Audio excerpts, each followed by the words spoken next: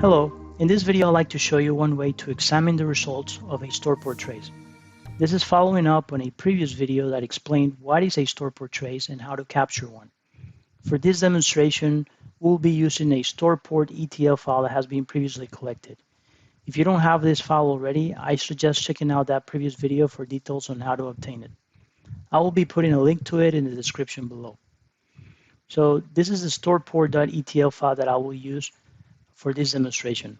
I will need PowerShell, Microsoft Excel, and raw-xperf. Raw-xperf is a command line tool that is installed as part of the Windows Performance Toolkit, which you can download directly from Microsoft. So here I have the storport.etl file. To open it in Microsoft Excel, I first have to convert it to a comma delimited file, or CSV. To do so, I must use raw-xperf. So in PowerShell, I will type raw-xperf. I have previously installed the Windows Performance Toolkit on this system. You can see here some of the raw-xperf usage options.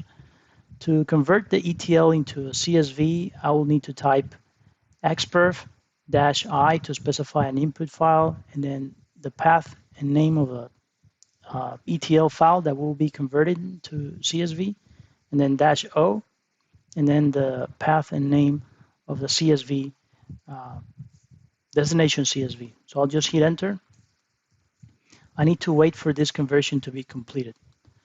When this is done, we have a storport.csv file that we can then open in Microsoft Excel. Just give it a few seconds. Storport traces tend to be pretty heavy, especially if the trace ran for an extended number of minutes. This is why it's recommended to keep the collection sample time to a minimum. So you can see here it's finished doing the transformation into a CSV. I'll just double click it to open it in Excel. Usually 1 minute of data is enough. Just remember, the longer the storport trace runs, the heavier the file will be and the less easy it will be to manipulate it to get the required information. Another reason to keep the storport data sample time low is that there's a limited number of rows that you can work with in Microsoft Excel, and a long storport trace can easily have more rows than that limit. This is actually what's happening here. If your storport trace has more than 1 million rows, you will get this message when trying to open the CSV file in Microsoft Excel. We can still work with this, but I will show later how we can use PowerShell to filter the trace before opening it in Excel to view just the data we need for troubleshooting. For now, we'll just click OK. The file opens, and there's a lot of info here. For instance, here we can see the OS version, the trace size. We can also calculate the trace start time with this number. We see that the trace ran for 6 minutes, and the location of it. The actual storport measurements begin down here. And if we go all the way down in this document, you can see that this file, or this storport trace, has more rows than Microsoft Excel supports, so it has trimmed the file short. Also, another detail I want to highlight here is that when troubleshooting a performance problem, the actual storport trace information that we're interested on in this ETL file, they all start with this line right here: Microsoft-Windows-StorPort /port/win:info. So basically, this CSV file needs to be edited so that it shows only the lines that we're interested in before we can open it in Excel. For now, I will just close this file. Don't save the changes. And I will go back to PowerShell and type this command right here. I will be including it in the video description.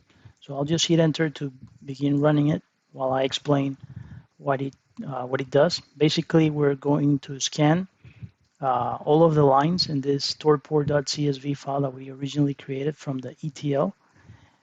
And we're scanning it for the lines that show or start with Microsoft-Windows-StorPort port win:info. And then we're putting all of those lines into a new file that I've named filter underscore storport.csv. I've included, like I said, this command in the video description. This will run for a few seconds or minutes depending on the size of the trace.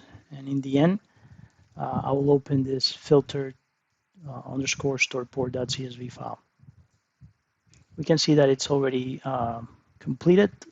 So I will just double click this file.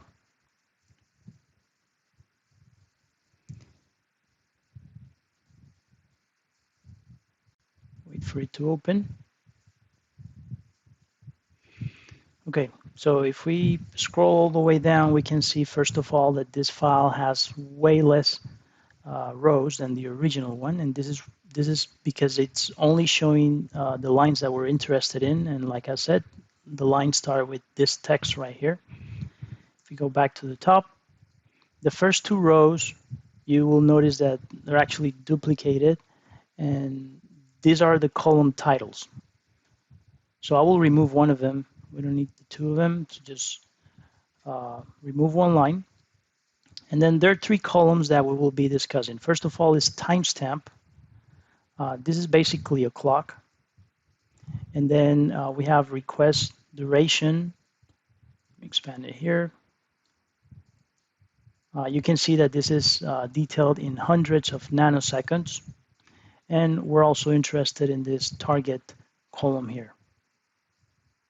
This represents the disk number in which the operation took place. You can see, for instance, I'll add a filter first of all. And you can see here that this storport trace was collected on a computer that had a disk 0, disk 1, and also disk 2. Request duration is pretty much latency, how long the I/O operation took to complete, and it is measured, like I said, in hundreds of nanoseconds. So let's highlight the request duration column and take a look down here. We can see the average latency is this number reported. And remember, this is in hundreds of nanoseconds. So to convert it to milliseconds, for instance, we have to multiply by 100 and then divide by 1,000,000. Or it's just easier to shift this decimal dot 4 places.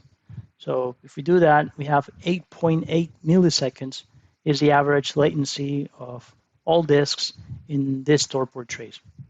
I will change or filter by target and just show the contents of disk or the data for disk number 2.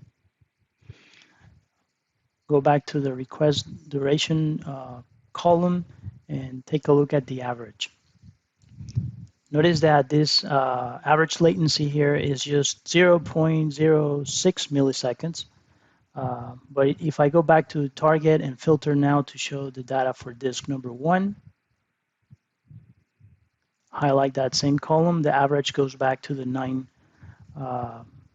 milliseconds, or around the 9 milliseconds that we saw earlier when all data for all disks was combined.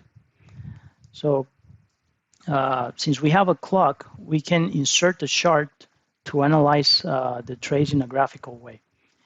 For instance, we can use this timestamp column here and request duration, and I will insert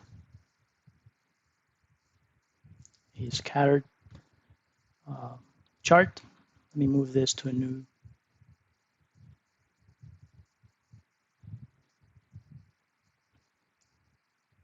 chart, new worksheet. Let me filter by disk number 2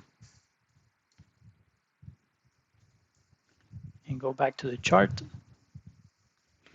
Here we see a disk with latencies way below 1 millisecond. Notice the number of zeros here in the scale. This is, or this happens to be disk number 2 in this computer where we capture this storport trace, happens to be a solid state drive. And as you can see, performance is really good. Let's go back to the target column and now filter to show data for disk number 1, and then go back to the chart.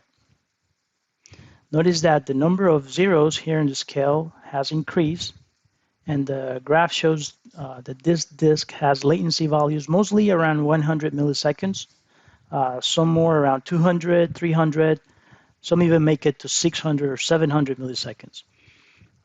So this disk number one in this server, this particular server happens to be a regular rotational hard drive, and as you can see, it's having issues keeping up with the workload. So this is how you can use raw-xperf, Powershell, and Microsoft Excel to do a basic analysis of a storeport trace. I would like to thank Luis A. for his knowledge contribution for this video, and also thank you for watching.